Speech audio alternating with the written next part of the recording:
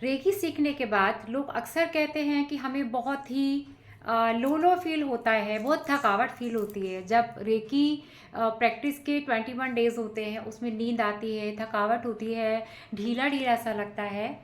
तो ये तो होता है, ये इसका एक पार्ट है। जितनी भी ज़्यादा परेशानी हमारे जीवन में होती है, किसी भी तरीके की हो, फाइनेंशियल हो, हेल्थ की हो, या जो भी चीज़ है, वो कभी कभी और उभर के आती है, क्योंकि वो हील हो रही होती है। जब हम रेकी में 21 डेज की एक तपस्या जैसी साधना कर रहे होते हैं, तो इतना आसान नहीं है। अगर हमारे हाथ में यूनिवर्स द्वारा इतने प्यारे प्यारे सिंबल और इतनी अच्छी कॉस्मिक एनर्जी दी गई है, जो बहुत बहुत सालों सालों सालों सालों का मेहनत करके, तपस्या करके हमको प्राप्त हुई है, तो क्या हम 21 दिन की साधना भी नहीं कर सकते हैं? थोड़ा तो कष्ट उठाना पड़ेगा ना। अच्छा, रही बात कि हमें रेकी की जो 21 डेज की प्रैक्टिस, उसमें थकावट सी क्यों होती है, और उसके लिए क्या करना चाहिए?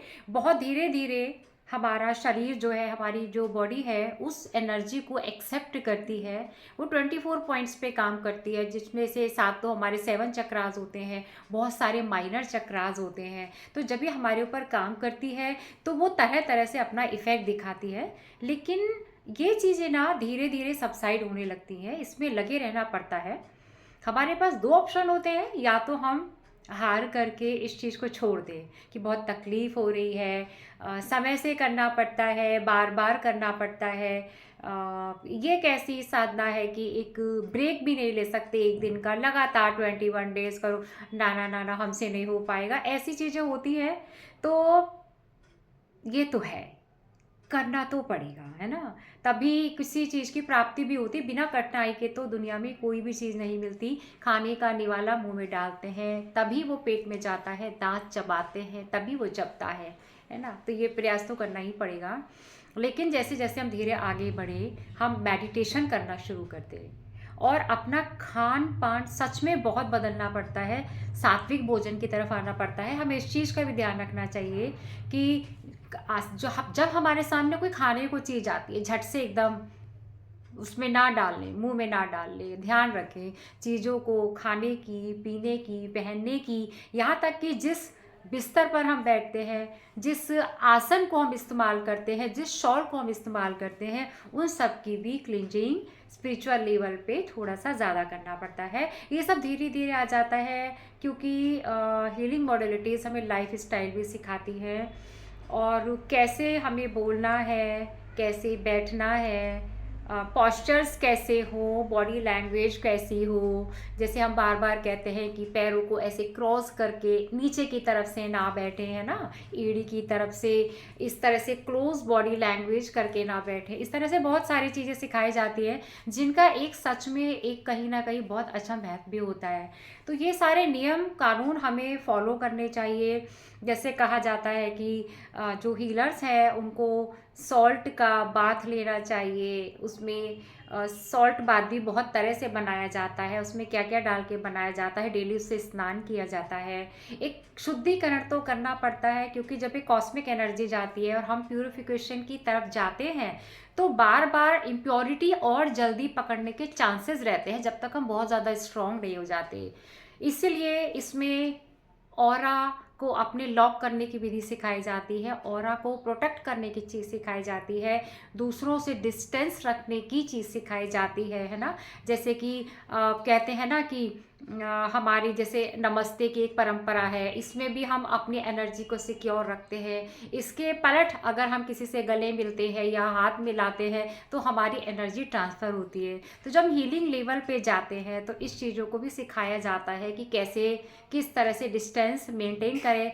इसलिए ज़्यादातर जो आध्यात्मिक गुरु हैं, वो थोड़ी सी जो है वो डिस्टेंस बना के रखते हैं। उनको समझ में आता है कि कहाँ, कितना, क्या, कैसे एनर्जी को यूज़ करना है, चैनलाइज करना है। इन सब चीज़ों का ध्यान रखना पड़ता है। सात्विक भोजन की तरफ ध्यान देना पड़ता है। जितना सात्विक खाएंगे, उतनी प्योरिटी हमारी अच्छी होगी, और उतनी ही अच्छी हीलिंग हम फिर कर भी पाते हैं। तो जब ये सब हम करते हैं, तो ड्रेनेज के चांसेस और कम कम कम धीरे धीरे करके होने लगते हैं। मेडिटेशन खूब करना चाहिए, अच्छे एफर्मेशंस खूब करना चाहिए। और ऐसा नहीं है कि ये 21 दिन के बाद ख़त्म हो जाता है। ये एक ऐसी प्रैक्टिस है जिसमें रेगुलर रेगुलर रेगुलर प्रयास करने होते हैं, हमेशा प्रयास करते ही रहने पड़ते हैं। हीलिंग के बाद जो कॉर्ड कटिंग की टेक्निक सिखाई जाती है वो नहीं भूलनी चाहिए। हम डेटीज़ को या जो इन्वोकेशन करते हैं मॉडलिटी के अकॉर्डिंग, जैसे रेकी का है या एनर्जी हीलिंग का है, वो प्रॉपर तरीके से होना चाहिए। उसके भी रूल्स होते हैं। कॉर्ड कटिंग हो गई, क्लीनिंग हो गई, जिस जगह बैठ के हम हीलिंग करते हैं किसी की या अपनी, उस स्पेस की क्लीनिंग हो गई। ऐसा नहीं है कि बस कहीं गए फटाक से हमने हीलिंग करनी शुरू कर दी। आसपास का एरिया भी क्लींज करना पड़ता है, उसकी भी टेक्निक होती है ना। प्रकृति के करीब रहा जाता है, प्लांट्स के करीब रहा जाता है। जब ऐसे कुल मिला के ये कहना है कि अपना ऑरा कैसे स्ट्रॉन्ग रखना है, उस पर सारी चीज़ें डिपेंड करती हैं। टाइम टू टाइम अपना सेहत का ध्यान रखें। कोशिश करें कम से कम वो चीज़ें यूज़ करें जो हमें नुकसान देती हैं। वो कोई भी हो सकती हैं, खाने की, पीने की, बातचीत करने की। बातचीत का तो, शब्दों का तो बहुत बहुत बहुत ध्यान रखना पड़ता है। एक भी शब्द मुंह में निकालने से पहले सोचना पड़ता है, क्योंकि इसमें सबसे ज़्यादा जो प्रभावित होते हैं हम हीलर स्वयं ही होते हैं। इसलिए कट कट कट की टेक्निक भी सिखाई जाती है। ये वही लोग जानते हैं जो इसको सीखते हैं, मॉडलिटी को सीखते हैं। ये ध्यान रखना पड़ता है, यानी कर्मा पे बहुत विशेष काम करना पड़ता है। अभी तक हम जो कर रहे थे अनजाने में कर रहे थे, अनअवेकनिंग में कर रहे थे, लेकिन जब अब अवेकनिंग है ना, तो ध्यान ज़्यादा रखना पड़ेगा। ऐसा नहीं कि हम कोई भी चीज़ कर रहे हैं तो उसका इफेक्ट नहीं होगा, है ना। ज़रूर होगा, ज़रूर होगा और ज़रूर होगा। लेकिन अवेकनिंग के बाद भी अगर हम कोई गलती करते हैं तो फिर ये तो बात अच्छी नहीं है, इसमें सुधार करना होता है। तो एनर्जी से ड्रेनेज के बचाने के लिए बहुत सारे काम करने पड़ेंगे। गॉसिप से दूर रहना पड़ता है। और एक मेरा 15 साल का अनुभव है कि जब इस तरह की प्रैक्टिसेस में आते हैं तो आपकी सराउंडिंग भी वैसे हो जाती है। आपको लोग मिलेंगे ही इस तरीके के, जो इसी तरह की आपसे बातें करेंगे, आपको एनकरेज करेंगे, आपको अपलिफ्ट करेंगे। और यही काम हमको भी करना होता है। तो ये काफ़ी सारे रूल रेगुलेशंस हैं। और हीलिंग रोज़ करनी पड़ती है। ऐसा नहीं है कि शादी हो गई थी, ये हो गया था, हम तरह तरह के एक्सक्यूज़ देते हैं कि नहीं कर पाए, तो ये वाली चीज़ अब नहीं चलेगी, है ना। तो ये आध्यात्मिक चीज़ें ऐसी ही होती हैं कि इनमें ख्याल स्पेशल रखना पड़ता है। जैसे ऐसी जगह जहाँ पे बहुत बड़े एनर्जी सेंटर हैं, तो ऐसे जहाँ पे जैसे कहते हैं ना, जहाँ बहुत ज़्यादा पूजा हवन होती है वहाँ जाता है, या जहाँ भी जगह को आपको लगता है कि एनर्जी बहुत ज़्यादा हमको मिलेगी वहाँ जाना पड़ता है ना। अच्छी अच्छी साहित्य पढ़ना पड़ता है, अच्छी किताब पढ़ना पड़ता है। हम लोग रील्स भी अगर हीलर्स लोग देखते हैं, एक बार देख लो तो रील्स भी फिर वैसे ही आनी शुरू हो जाती है। हालांकि ये सब करना हम सभी के लिए ही बहुत अच्छा है, लेकिन आज का मेरा प्रश्न सिर्फ हीलर्स के लिए है कि वो कहते हैं सीखने के बाद कि तकलीफ़ें और बढ़ गई हैं। हाँ जी, हाँ जी, हाँ जी, बढ़ेंगी।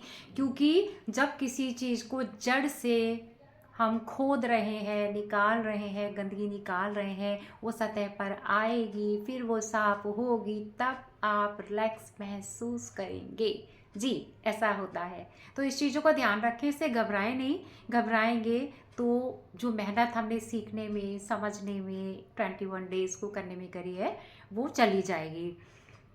और क्या ध्यान रख सकते हैं, और भी बहुत सारी चीज़ें हैं। शब्दों का ध्यान रखें, तानों का, उल्हानों का, इस तरह की चीज़ें ना करें। ये तो कभी भी ना कहें कि ये काम मैंने किया है, ये हीलिंग मैंने की है ना। ठीक है, ये टेस्टिमोनियल मेरे द्वारा बनाया गया है, मुझे किसी ने दिया है, मैंने उसको अपलोड किया है, मैंने किसी को बताया है ना। तो जब ऐसा करते हैं, जब इस तरह की चीज़ें हम अपनी लाइफ में करते हैं, तो ऑटोमेटिकली हमारी पावर बढ़ने लगती है। जो हमें नहीं पता था तो हम अनजाने में किए चले जा रहे थे। तो इस चीज़ का भी हमें ख्याल रखना पड़ता है। और जैसे ट्रैवल कर रहे हैं उस समय हमने ऑरा लॉक किया है, नहीं किया है, किसी की हीलिंग की है तो हाथों की क्लिंजिंग की है, नहीं की है, वापस से अपने रूम की एनर्जी बैलेंस की है या नहीं की है, ये सारी तरकीबें सचमुच सिखाई जाती हैं और बहुत प्यारी होती है। सच में इतना अच्छा लगता है। और देखिए, जब हम किसी के चक्र को हील करते हैं तो हमें उसकी सोल से परमिशन भी लेनी होती है क्योंकि हम किसी की बाउंड्री में इंटरफेयर कर रहे होते हैं। जैसे हमारे घर कोई आता है तो घंटी बजाता है ना, टिन टिन टिन टिन, है ना, भगवान के सामने भी जाते हैं तो वहाँ भी हम प्रेजेंट होते हैं, है ना, एक तरह से अपनी प्रेजेंस देते हैं, तरह तरह से प्रार्थना करते हैं वगैरह वगैरह। ये सारा हम खुद के लिए ही करते हैं एक्चुअली।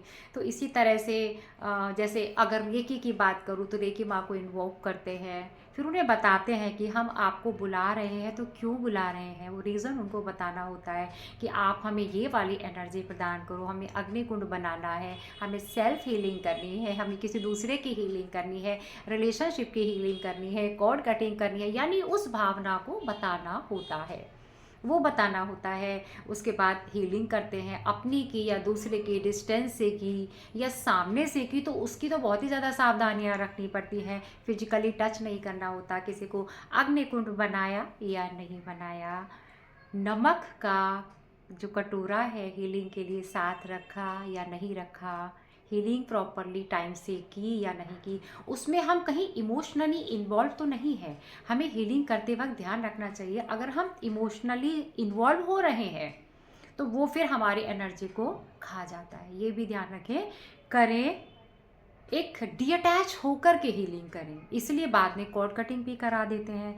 भाई जब हमें इथरिक लेवल पे, फिजिकल लेवल पे, मेंटल लेवल पे, इमोशनल लेवल पे, स्पिरिचुअल लेवल पे, इतने सारे लेवल्स पे काम करना है तो उसके लिए प्रयास नहीं करना पड़ेगा, प्रयास तो करना ही पड़ेगा। तो इस चीज़ का भी ध्यान रखें। चलो जी, अब हमारी हीलिंग हो गई तो अपनी एनर्जी सेव करनी है, या जिसकी हीलिंग कर रहे हैं पास से या डिस्टेंस से उसकी एनर्जी सेव कर लें, है ना, ताकि वो ख़त्म ना हो जाए। हम एनर्जी को प्रोग्राम भी कर सकते हैं, तो वो चीज़ का भी ध्यान रखना चाहिए। कॉर्ड कटिंग हो गई, बाद में अपना हाथ का साफ़ करना हो गया नमक के पानी से, या जो ऑरा स्प्रे हम लोग को बनाना सिखाया जाता है उससे साफ़ कर ली, रूम की एनर्जी को बैलेंस कर लिया। वरना कोशिश करें हीलिंग का अपना एक स्थान रखें, ज़्यादातर अपने आसन का ध्यान रखें। हमेशा किसी के भी आसन पे यानी कुर्सी पे झट से ना बैठ जाएं। अगर आप वर्किंग है ना, बहुत से लोग हैं वर्किंग भी है, हीलर भी हैं, कहीं जाना है, शादी में, बारात में जाना है, तो उस समय अब हमको ध्यान रखना होता है बैठने से पहले उस सीट को, है ना, अब हमारे पास सिंबल है या रेकी एनर्जी है उससे हम उसको जो है वो हील कर ले। जो हम भोजन कर रहे हैं उसको हील कर ले, कोशिश करें सात्विक भोजन खाएं, क्योंकि अगर हम बहुत ज़्यादा इधर उधर का खाते हैं, मैं भी खाती हूँ, ऐसा नहीं है, समटाइम्स तो मैं हील करके खाती हूँ। और इससे धीरे धीरे करके इतना लाभ होता है कि सभी लेवल्स पे जिनके मैंने नाम लिए, इथरिक, फिजिकल, मेंटल, इमोशनल और स्पिरिचुअल लेवल पे बहुत स्ट्रॉन्ग महसूस करते हैं। समस्याएं आती हैं तो छोटी छोटी लगने लगती है और लगता है कि भाई हमारे पास तो टूल है, हम तो इसको करके ही ले जाएंगे। ये चीज़ हो गई, है ना, रूम का भी क्लियरेंस हो गया। और फिर जो हीलिंग हमने की है उसके बाद उसमें घुसना नहीं होता है, उस विचार को वहीं छोड़ देना होता है। जो डेटीज़ को हमने इन्वोक किया है, जैसे सपोज हमने रेकी माँ को इन्वोक किया है ना, तो उसको भी फिर हमें बाद में क्लोज करना होता है। क्लोज करने के मेथड सिखाए जाते हैं, कोई रेकी माँ को ऐसे क्लोज करता है, कोई ऐसे करके सिखाता है ना।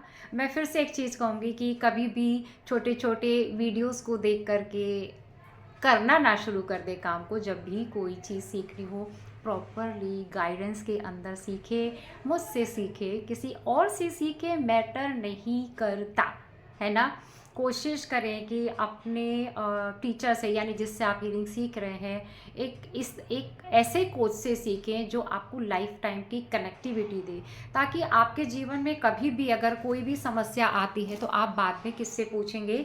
सीखना और सीख के छोड़ देना कोई सॉल्यूशन नहीं होता है ना। हमें तरह तरह से ध्यान तो रखना ही पड़ता है और ध्यान रखना भी चाहिए। छोटी चीज़ नहीं है कि जैसे जब हम धीरे धीरे इसमें फील्ड में आगे बढ़ते हैं तो बहुत सारे मन में क्वेश्चंस आते हैं। इसमें खाली हम रेकी लेवल 1 से भी हील करते हैं, खुद को करते हैं, लेकिन एक जिज्ञासा सी बढ़ती है, एक भूख सी लगने लगती है कि और जानो और जानो। फिर लेवल 2 में आते हैं, सिंबल्स मिल जाते हैं, बहुत आनंद लगता है जब लोग ठीक होते हैं।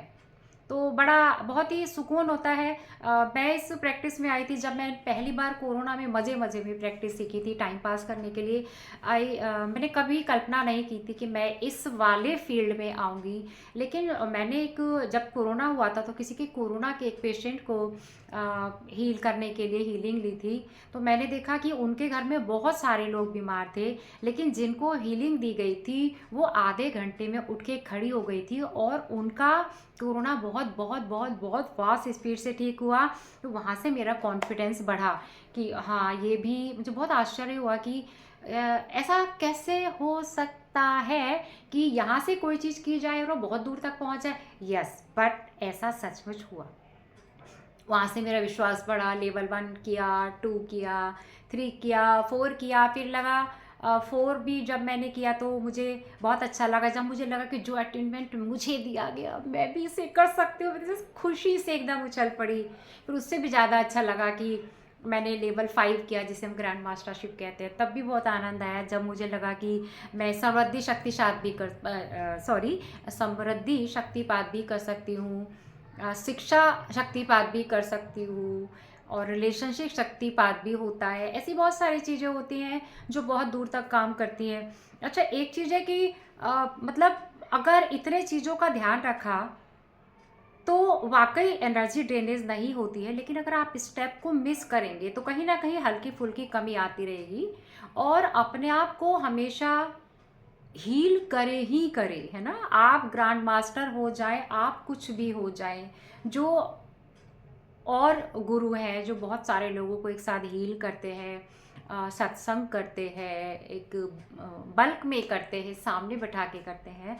तो वो ऐसा नहीं कि वो अपने लिए कुछ नहीं करते, बाद में वो अपने लिए भी उतने ही प्रयास करते हैं। हमको समझ में नहीं आता, तो अब समझ में आता है कि क्यों लोग कहते थे कि वो थोड़ी देर के लिए आराम करने चले गए हैं। वो अब आपसे बात नहीं करेंगे, सत्संग से उठ के चले जाते हैं, जो सामने आए लोग बैठे रहते हैं, उनका इंतज़ार करते रहते हैं। तो पहले नहीं समझ में आता था, बट अब समझ में आता है कि बार-बार चार्जिंग, रिचार्जिंग ज़रूरी होती है, अपने आप को अपलिफ्ट करने के लिए। क्योंकि जितने लोग हमारे ऑरा से कनेक्ट होते हैं, जो हाई एनर्जी वाला गुरु है, संत है, जो भी है, तो वो एनर्जी नीचे की ओर फ्लो धीरे-धीरे कभी ना कभी आती है, तो उसको फिर से बढ़ाने के लिए प्रयास करने पड़ते हैं। तो इन चीज़ों का ध्यान हम सभी को रखना पड़ता है। तो कुल मिला के मेरा ये कहना था, डरे नहीं, हीलिंग को कंटिन्यू करें। अगर कोई दिक्कत आती है तो 50 बार, 150 बार, 200 बार पूछिए, मैं तो जवाब देती हूँ और एनकरेज करती हूँ और कहती हूँ कि एक बार प्रैक्टिस सीखी है तो उससे भागे नहीं। आपका अपने घर का भला होता है, दूसरों का भला होता है। इतने सारे जाने अनजाने में हमसे कुछ ना कुछ ऐसी चीज़ें हो जाती हैं, कम से कम इस बहाने दूसरों की सेवा करके एक गुड फॉर्च्यून कमाने का मौका तो मिलता है। तो ऐसा मौका मैं तो नहीं जाने दूँगी। तो यही सारी चीज़ें हैं कि इनका विशेष ध्यान रखें, अच्छे से हीलिंग करें। जैसे ये भी एक प्रश्न आया था मेरे पास जिसका जवाब आज मैंने दिया है। थोड़ा लंबा वीडियो बनाया कि शॉर्ट में बनाने से और शॉर्ट में सिखाने से कभी कोई चीज़ हल नहीं होती है। इतने के बावजूद भी रेकी को अपने ऊपर अप्लाई करने के लिए और दूसरों को डिस्टेंस से हीलिंग करने के लिए, इसके अलावा भी बहुत सारे स्टेप्स होते हैं जो सबकॉन्शियस माइंड में बैठ जाते हैं। इसके बाद कितनी बार ऐसा भी होता है कि आपने किसी के बारे में सोचा या किसी ने आपके बारे में सोचा और तो वो हील हुआ हुआ खुद को महसूस करता है। ऐसे भी टेस्टिमोनियल्स मेरे साथ है। और किसी की क्या बात करूँ, मैं अपनी ही बात करूँ, पहले बहुत सारी टेबलेट्स खानी पड़ती थी, कुछ था, हेल्थ का करना था, लेकिन सबसे बड़ा बेनिफिट मुझे यही हुआ कि मेरी अपनी हेल्थ बहुत अच्छी हुई है। तो अब दवाइयाँ बहुत कम खानी पड़ती है, ना के बराबर खानी पड़ती है। और कोई भी तकलीफ़ हो जाए तो मतलब हीलिंग से ही ठीक हो जाते हैं, ब्लेसिंग से ठीक हो जाते हैं, डिवाइन ब्लेसिंग से ठीक हो जाते हैं।